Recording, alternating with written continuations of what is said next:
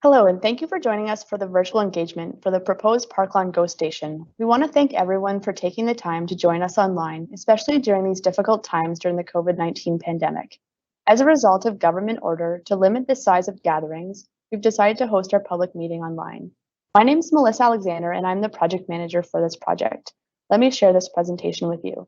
Let us first take a moment to acknowledge that we are on the traditional territory of many nations, in particular the Mississaugas of the Credit, Anishinaabe, the Haudenosaunee, and the Wendat people. We acknowledge that Metrolinx operates on these lands and has a responsibility to work with the original keepers of this territory and the many Indigenous peoples living here today. This presentation has been pre-recorded and will remain online for the duration of the project.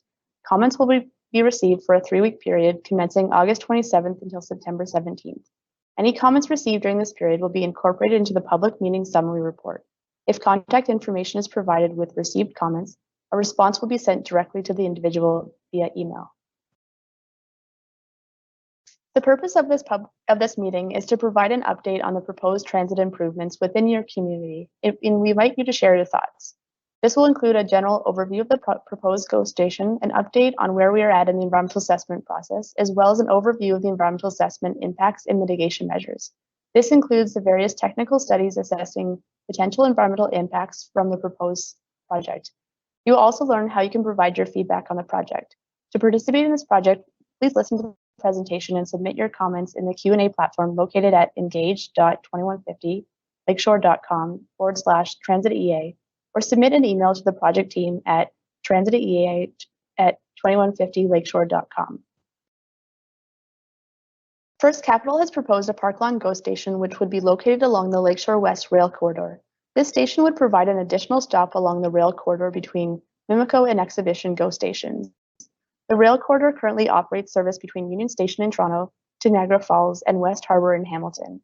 The proposed GO station would complement the proposed mixed-use development at 2150 Lakeshore Boulevard, most notably known as a former Mr. Christie cookie factory. An environmental assessment is currently being completed for the project following the Transit Project Assessment process, also known as the TPAP. This is a process routinely used for environmental assessments for transit projects in Ontario. This presentation coincides with the official start of the TPAP. The new Park Lawn GO station is proposed to be built through the Metrolinx Transit-Oriented Communities Program, which aims to deliver public transit infrastructure by leveraging third-party investment to connect more people to jobs and housing. The proposed station would include a fully accessible GO station building to be owned and operated by Metrolinx with high-quality connections to local transit. The following figure presents the map of the Lakeshore West rail corridor and location of the proposed Park Lawn GO station to be located between Mimico and Exhibition GO station. The proposed Park Lawn GO station will be located in the City of Toronto and is envisioned to provide increased access to the regional transit system. The following figure presents the proposed location and layout of the station. The Park Lawn GO station will be located in the northwest quadrant of the former Mr. Christie land, crossing over Park Lawn Road. The Lakeshore Boulevard to the east, the Gardiner Expressway to the northeast. The proposed GO station will be located on both sides of the Lakeshore West corridor in the City of Toronto. The Park Lawn GO station is configured between a number of constraints, including the Gardiner Expressway to the northeast and the Mimico Creek Valley system to the southwest and west. The station consists of 2 platforms shown in blue. There are several pickup and drop-off areas being considered within the 2150 Lakeshore development to the south. The main station building, shown in red, will be located on the south side of the tracks, while a secondary station building, also shown in red, will be located on the north side of the tracks. A pedestrian tunnel, shown in yellow, will provide access between the 2 platforms. There will be a widening of the existing Park Lawn rail bridge to accommodate this project. Parking spaces will be allocated for maintenance and Metrolinx staff, and there will be no passenger parking at the station. There will be sloped walkways on the north and south sides of the station, west of Park Lawn Road, including retaining walls to support the platforms. There will be some electrification enabling works and signals work to move the existing rail bridge to the northeast. To examine any potential impacts from the proposed station, the TPAP will be followed. A key component of the TPAP is consultation, outreach and engagement with interested parties, including the general public, Indigenous nations, adjacent landowners, as well as municipal, provincial, and federal government agencies, continues throughout the project. A number of pre-planning activities have already been completed, including the technical studies to document the existing conditions of the study area and the effect of the proposed GO station. In addition, an evaluation of the preliminary design was undertaken in consultation with stakeholders. On August 27th, we officially announced the notice of commencement of the TPAP. This announcement officially marks the up to 120-day period for the review of the draft environmental project report, including the technical studies which evaluated the potential effects of the proposed GO station. The environmental project report, or EPR, is the primary deliverable of the TPAP. A notice of completion of the EPR will then be issued, followed by a 30 calendar day review period of the final EPR and a 35-day calendar day ministerial review period.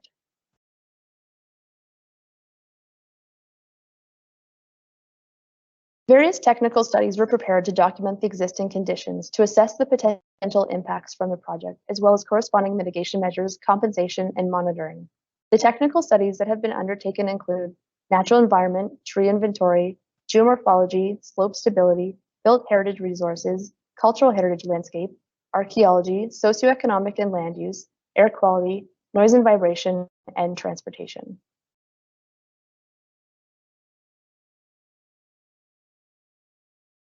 The natural environmental assessment included assessing impacts to hydrologic features, terrestrial environment, aquatic environment, species at risk, and other significant natural features. Based on the results of the technical study, the study area falls within the Mimico Creek watershed. Mimico Creek bisects the study area and continues to flow southeast before discharging into Lake Ontario, approximately 1 kilometer downstream.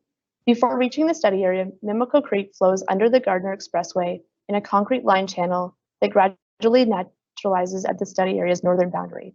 The species found within the study area are known to inhabit both lake and creek-like habitats. Species that prefer lake-like habitats are likely moving between Lake Ontario and Mimico Creek.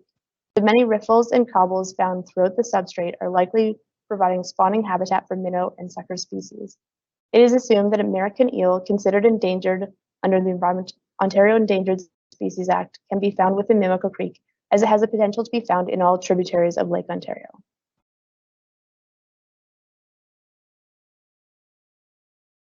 The plant species found within the study area are representative of long-standing disturbance throughout the area. There were no plant or vegetation species at risk found within the study area during field investigations.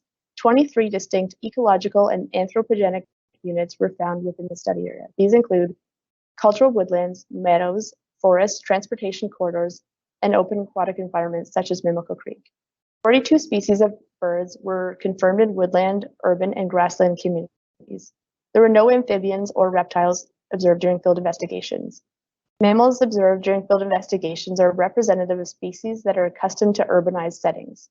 2 bird species that were considered threatened under Ontario's Endangered Species Act were observed during field investigations, namely the bank swallow and the barn swallow. However, there are no critical habitat observed within the study area. 38 potential bat snags were identified within the study area, 4 of which were found within the project footprint. However, previous acoustic monitoring studies suggest that this area has low bat activity. While there is no history of species at risk bats in the vicinity of the station, 4 species that were considered endangered in Ontario have the potential to utilize the study area.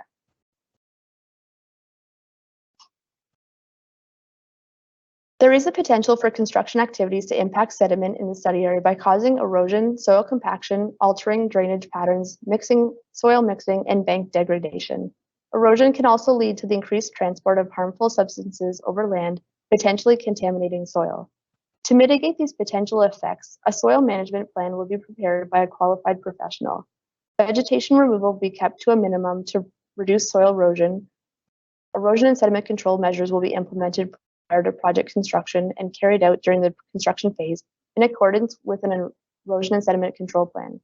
Spill prevention and safe hazardous materials handling measures will be implemented prior to project construction and maintained during construction phase in accordance with a spill prevention and contingency plan and a hazardous materials and fuel handling plan.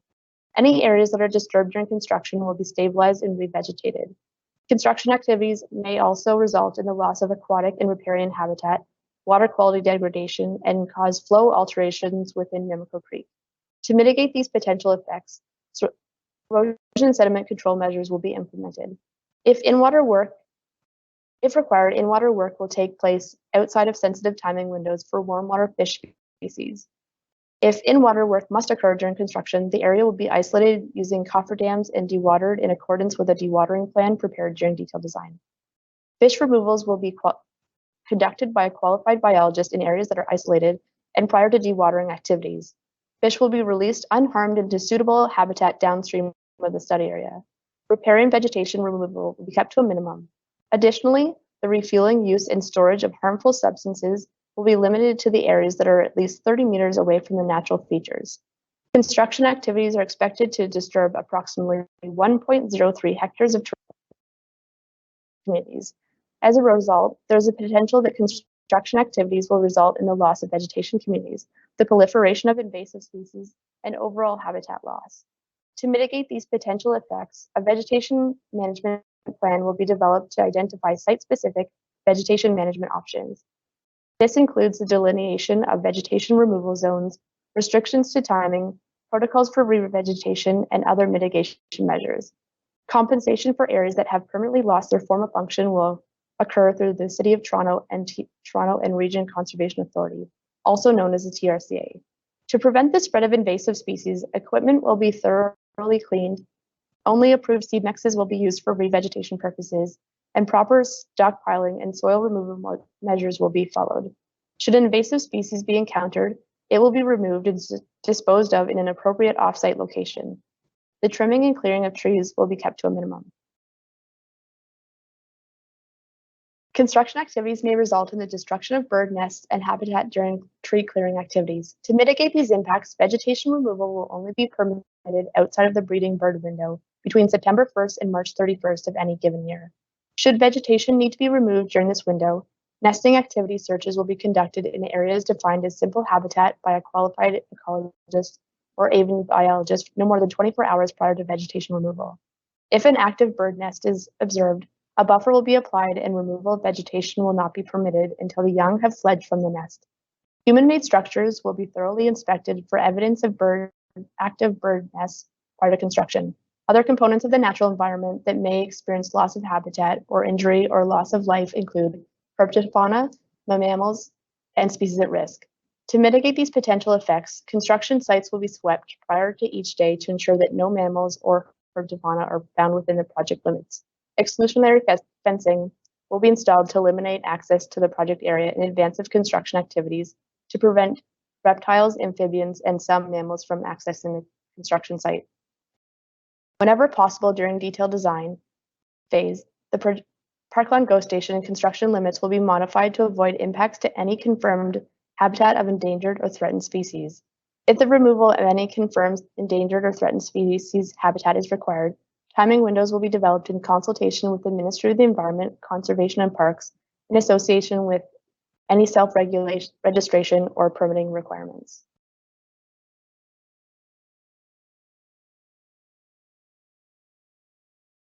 A tree inventory was conducted to determine existing conditions within the project footprint. Trees were assessed within a 6-meter buffer of the project footprint on public and private lands within the City of Toronto and within 12-meter buffer from TRCA and ravine and natural feature protection lands.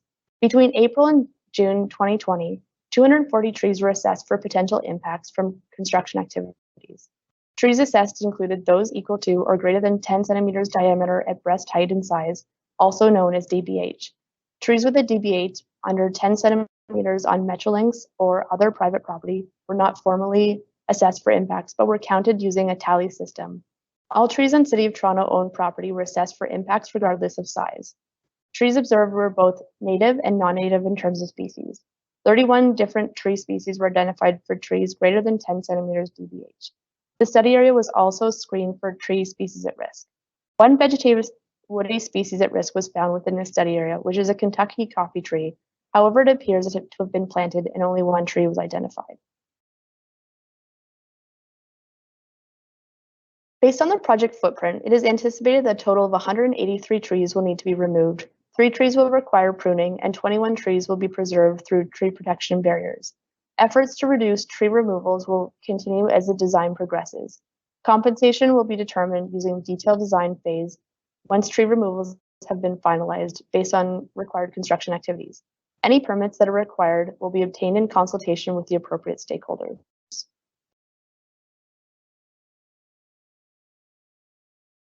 Trees recommended to be preserved will not be affected by the project once mitigation measures are implemented. The number of tree removals required during the pre-construction and construction phase will be reviewed to minimize removals.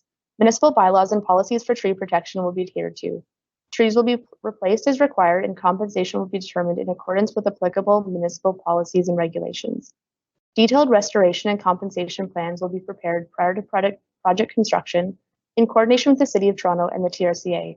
Tree protection barriers will be installed and routinely inspected as per construction and applicable City of Toronto specifications. All supports and bracing will be placed outside of the tree protection zone to prevent damage. Removals will be restricted to the work area itself to ensure that damage does not occur to surrounding trees. Upon completion of the tree removals, trees that have been cut down will be removed from the site and all brush will be chipped. All brush, roots, and wood debris will be shredded into pieces that are smaller than 25 millimeters in size to ensure that any insects or pests that could be present within the wood are destroyed. As required, trees will be pruned in a manner that minimizes physical damage and promotes quick wound closure and regeneration. An International Society of Arboriculture, or ISA certified arborist, will advise the City of Toronto and the TRCA during the preparation of restoration and compensation plans, and will be responsible for carrying out tree pruning and maintenance. During the operations and maintenance phase, there's a potential for tree vitality to deteriorate over time as a result of exposure to new growing conditions. During removal operations, efforts will be made to prevent the spread of invasive species during construction, both on and off-site. An assessment of existing conditions identified that Mimico Creek is fully hardened upstream of the study area by concrete walls. These materials make for a more hydraulically efficient system. However, as a result of the increased water velocity, a large scour hole has formed immediately downstream. The creek features regular pool riffle sequences, which form a meander bend further downstream that has been armored with a retaining system that consists of armor stone, followed by gabion baskets, and then a concrete toe wall. The armor stone has begun to slump, and pieces have fallen into the creek. A deep scour pool has formed directly adjacent to the toe wall. While it does not appear to be undercutting the wall, monitoring of the wall is strongly recommended. The rapid geomorphic assessment identified that Mimico Creek is considered transitional due to the erosion on its east bank and in the scour pool along the slumping armorstone and toe wall. Results of the rapid stream assessment technique indicate that Mimico Creek is in good condition due to its lack of significant sediment deposits, good riparian buffer, and strong channel diversity. Erosion is the primary reason for the score not being higher. It is assumed that without any protection from the existing retaining system, the banks of Mimico Creek will move 5.8 meters over the next 100 years. It is assumed that if the existing retaining system is founded on a solid foundation and is monitored and maintained regularly, the creek will move 0 meters per year.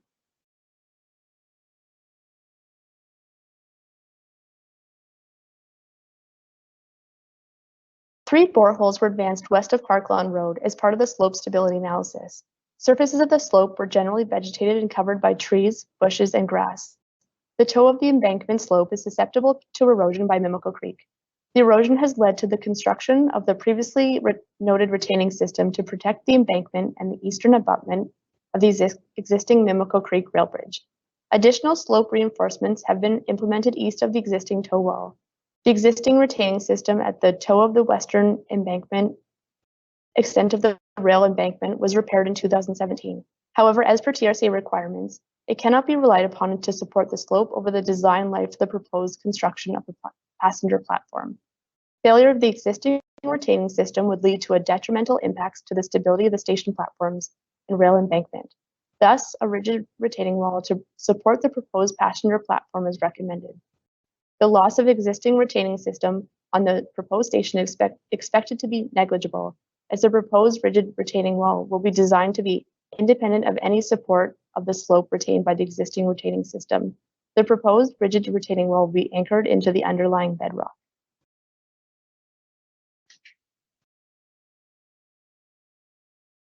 Construction activities have the potential to result in bank migration. To mitigate these impacts to fluvial geomorphology, it is recommended that the existing retaining system at the toe of the slope is maintained indefinitely. Additionally, regular inspection of the existing retaining system will prevent the walls from weakening and from damage occurring to the rail line as a result of erosion.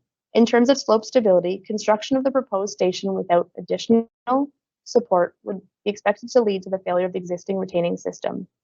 A rigid retaining wall is proposed at the back edge of the platform to carry the load of the station platform independent of the existing retaining system and limit encroachment into the Mimico Creek Valley system.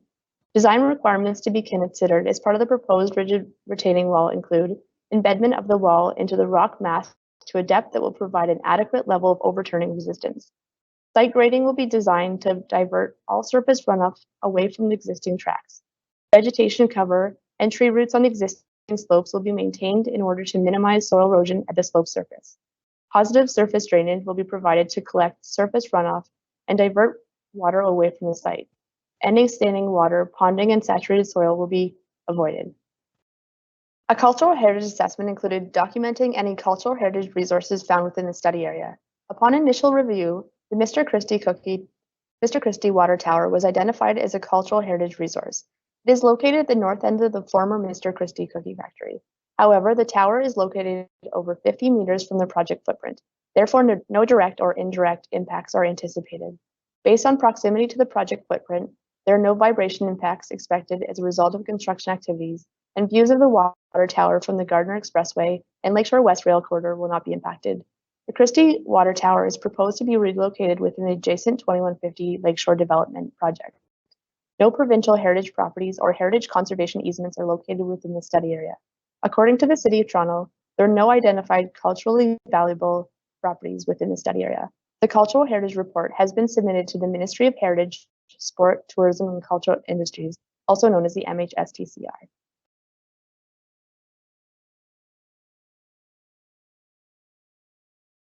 A Stage 1 archaeological assessment included a determination as to whether there are any areas of archaeological potential that exist in the study area and to identify potential impacts that projects may have. The majority of the study area has been previously assessed as part of the adjacent projects.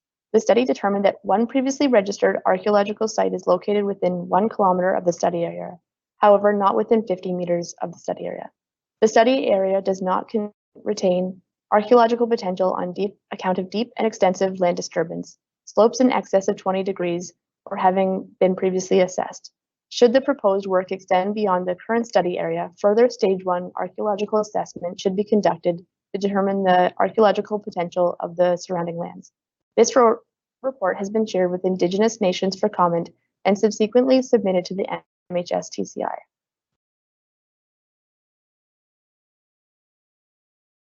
The socioeconomic and land use study includes the built environment and urban design characteristics as well as land use. This project is located in the Toronto neighborhood of Mimico and directly borders the neighborhood of Stonegate, Queensway, both of which are located in the former borough of Etobicoke.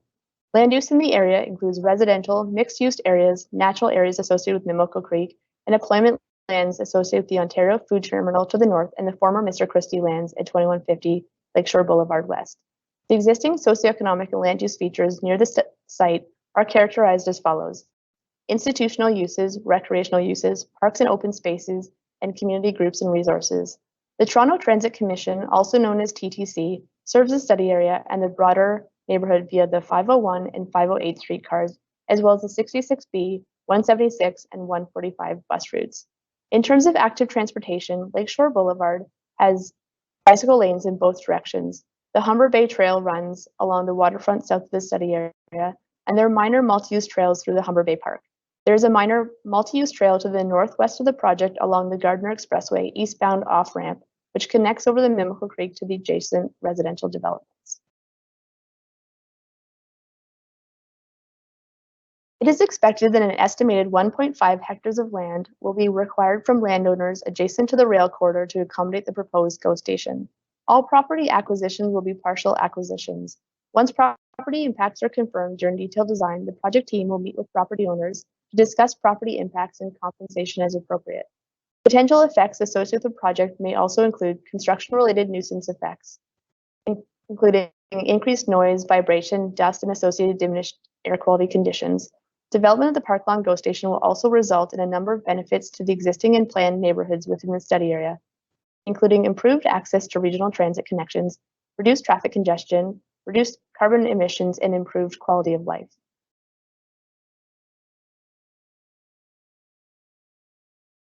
A number of impacts are potentially expected as a result of the construction. From the perspective of public transit and active transportation, there is a potential for temporary relocation of bus stops, road, and sidewalk closures to facilitate construction activity and traffic. To mitigate these potential effects, consultation with the TTC and the City of Toronto regarding lane and sidewalk closures will occur. A construction traffic management plan will be prepared and implemented. Advanced notification and signage for lane, road, and sidewalk closures will be provided. In terms of utilities, construction activities may result in the relocation of utilities and/or service interruptions to nearby properties. The protection of utility infrastructure may be necessary. To mitigate these impacts, consultation with utility owners and implementation of utility relocation agreements will occur. Contingency plans will be developed to address accidental damage to underground and overhead utilities during construction. Fair market value compensation will be provided to affected property owners in accordance with applicable laws. With respect to resident, commercial, and institutional uses, construction activities may result in temporary effects from increased noise, vibration, and dust. Impacts will be mitigated through the preparation of and implementation of dust management plans and a noise and vibration control plan. Timing restrictions will be in place to limit the time of day for construction activities as required by municipal bylaws. All stockpiled materials will be fenced. Construction footprint areas will be minimized to confirm that the construction zone does not extend beyond what is necessary. Construction schedule delays will be avoided to the extent possible in order to minimize the time over which construction will occur. With respect to recreational uses, parks and open spaces, there may be impacts due to increased noise, vibration, and dust. Impacts will be mitigated using the same approach as described for residential, commercial, and institutional uses. With respect to visual and aesthetics, there may be short-term impacts as a result of construction trailers, laydown areas, stockpiling of material, construction activities and fencing, and the removal of trees. Impacts will be mitigated by providing screened enclosures for the site with graphics that create visual interest, locating stockpile and laydown areas away from Parkland Road and Lakeshore Boulevard. With respect to safety and security, and light spillage, impacts may occur as a result of proposed station and lights reflecting on trains at night. To mitigate these impacts, external visors will be attached to all the light locations, heights, and settings will be designed to minimize light spillage, and shielded fixtures will be used.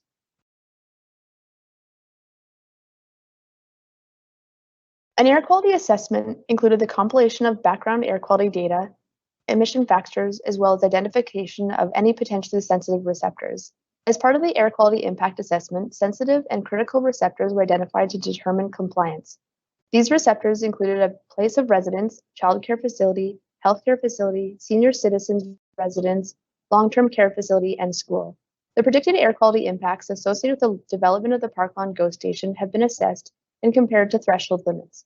Modeling results suggest that emissions in the vicinity of the project will be mostly negligible as identified sensitive critical receptors. It was noted that background levels of benzoapyrene and benzene are already high in the area, and any predicted future exceedances will not be caused by the project.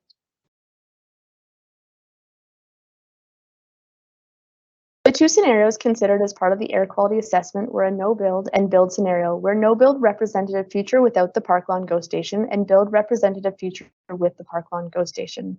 The primary source of emissions came from trains along the Lakeshore West corridor. Concentrations of both benzoapyrene and benzene exceeded daily and annual limit values. However, these exceedances are the result of existing high background concentrations and should not be exacerbated by the future GO station. Impacts on air quality in the future are not anticipated to be significant in either scenario, build or no build. Due to the ongoing introduction of new pollution control technologies, contaminant levels are likely to decrease or remain at the same level in future scenarios. During construction, the proposed GO station may result in fugitive dust emissions as a result of construction activities and the release of emissions from construction equipment. Additionally, temporary traffic congestion, elevated localized. To mitigate these potential effects, a dust management plan, including dust suppression measures and best management practice to control fugitive dust emissions, will be implemented. Soil and other friable materials will be stockpiled in locations that are less exposed to wind. Work schedules will be modified whenever weather conditions could lead to adverse impacts. Unnecessary traffic will be reduced, and speed limits will be implemented on any unpaved surfaces.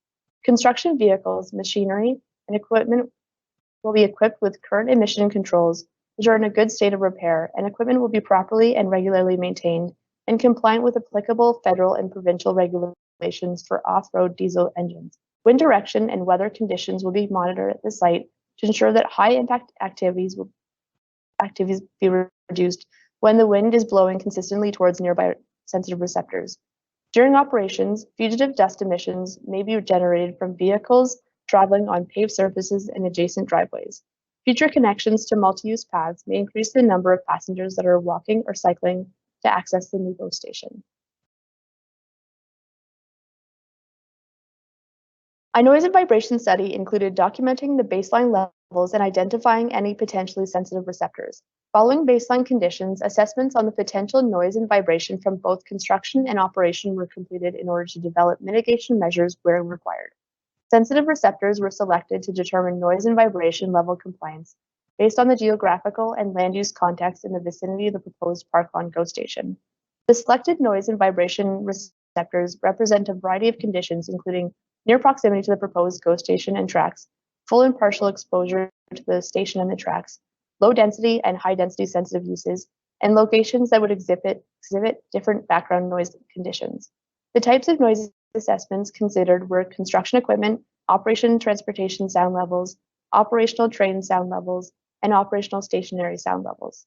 The types of vibration assessments considered were construction equipment and activities and operational train vibration levels.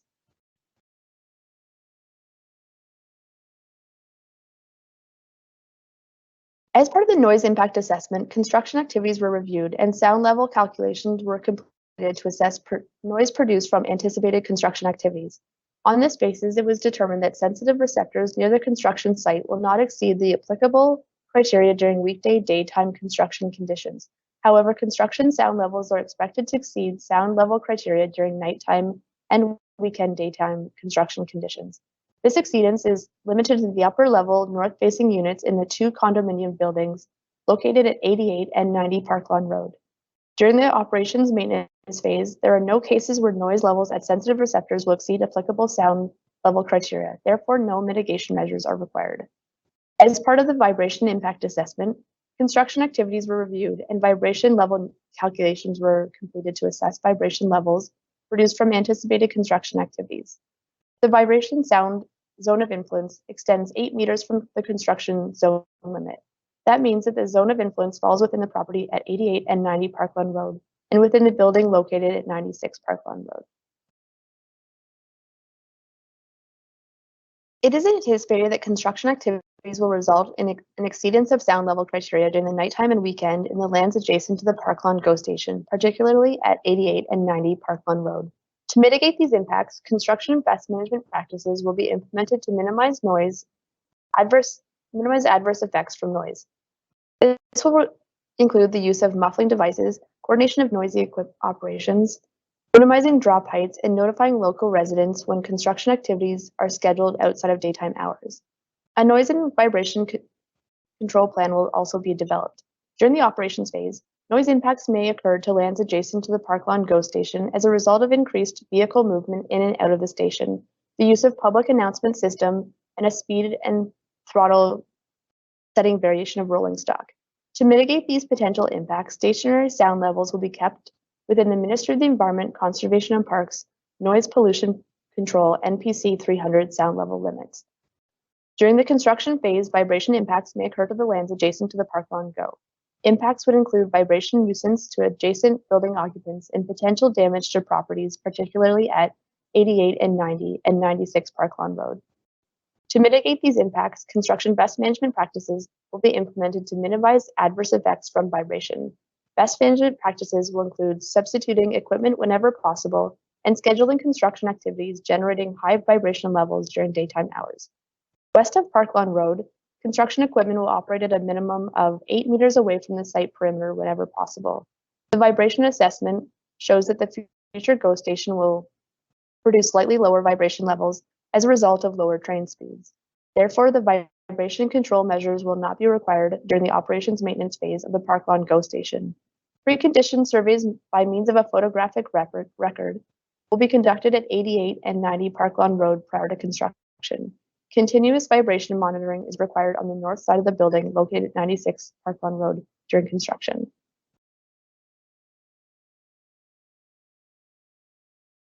The transportation study included identifying existing transportation conditions, a policy review, and assessing potential impacts from the project. Traffic created by the proposed GO station, as well as associated traffic studies, including a review of long-term and near-term transportation network changes, was completed in order to identify potential impacts and develop appropriate mitigation. The traffic and transportation study is summarized in a transportation brief and indicated the area road network is currently operating within theoretical capacity, and a number of intersections and movements are in high demand. The study area currently has reasonable access to TCC streetcar and bus services, but limited access to higher order rail service. Utilization of the TTC transit services vary, with the streetcar services in the highest demand. Pedestrian infrastructure in the area includes sidewalks along both sides of the key roads, with signalized intersections providing crossing opportunities. However, mid-block connections are limited. The 2150 Lakeshore site is currently a large impermeable block that prevents through connections. Bicycle infrastructure in the area includes a number of off-road trails as well as, however, on-road facilities are limited. Under the near-term horizon in 2028, the station is projected to generate peak hour two-way ridership in the order of 1,050, consisting of 315 local transit trips, 630 walking trips, 50 bicycle trips, and 55 PUDO trips. To accommodate future traffic, several transportation network improvements have been recommended.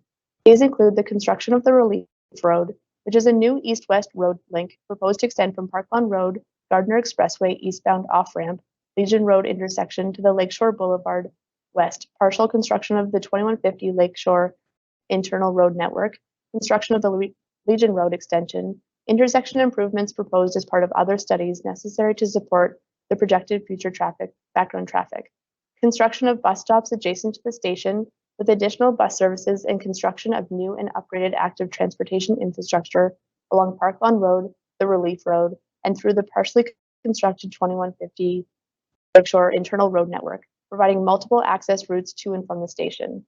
The transit and active transportation improvements being contemplated by other studies as discussed above, which are soon to be in place for the near-term 2028 horizon, are expected to provide adequate pedestrian, transit, and bicycle access to the station. In terms of transportation facilities, for the near term, PUDO activities are proposed within the 2150 development, providing short-term parking spaces within the station vicinity.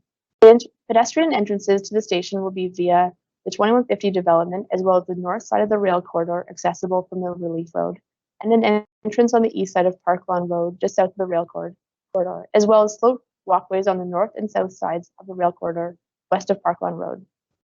A minimum of 192 covered bicycle parking spaces are to be provided within the station precinct. An additional minimum of 96 secured bicycle parking spaces are to be integrated into the 2150 Lakeshore development. Under the long-term horizon in 2041, the station is projected to generate peak hour two-way ridership in the order of 1,600, consisting of 480 local transit trips, 960 walking trips, 80 bicycle trips, and 80 PUDO trips. The station is expected to operate as an urban station, primarily relying on walk, cycle, and transit trips to and from the station for the substantial population and employment in the area. Vehicle trips associated with the station are expected to be minor and are not expected to have a significant impact on the operation of the surrounding road network.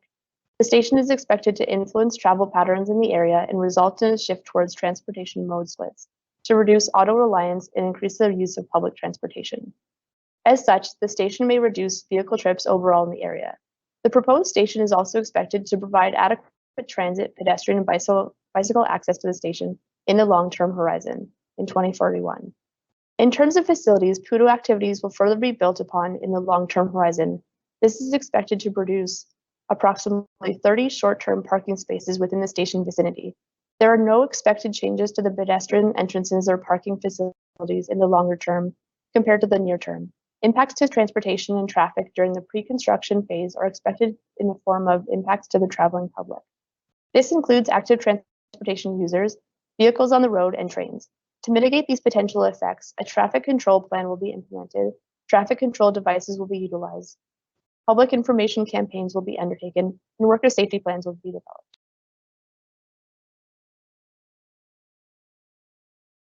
As part of the start of the transit project assessment process, all of the technical studies as well as the draft environmental project report have been made available on the project website for review and comment. Comments on all of the material which has been shared will be received until September 17th, 2021. The notice of completion of the EPR will be issued in November to start the 30-day public and stakeholder review of the EPR. Subsequently, the EPR will be shared with the Minister of the Environment, Conservation and Parks for the 35-day ministerial review period ending in January 2022, followed by the statement of completion of the TPAP towards the end of January 2022. So, how can you have your say? Due to the COVID-19 pandemic, we have shifted our consultation engagement to a virtual platform where you can learn about the project and provide your comments. To submit a question or comment, please fill out the text box provided on our website or email the project email address. If contact information is provided with received comments, a response will be sent directly to the individual via email. All feedback will be recorded. Comments and feedback received between August 27th and September 17th, 2021 will be included in the public meeting summary report, which will be published on the project website in October 2021. All comments and questions will be shared with the project team and Metrolinx for consideration as we work to further develop the concept plan for the GO station. We thank you for taking the time to listen to our presentation and to review the information that we have prepared.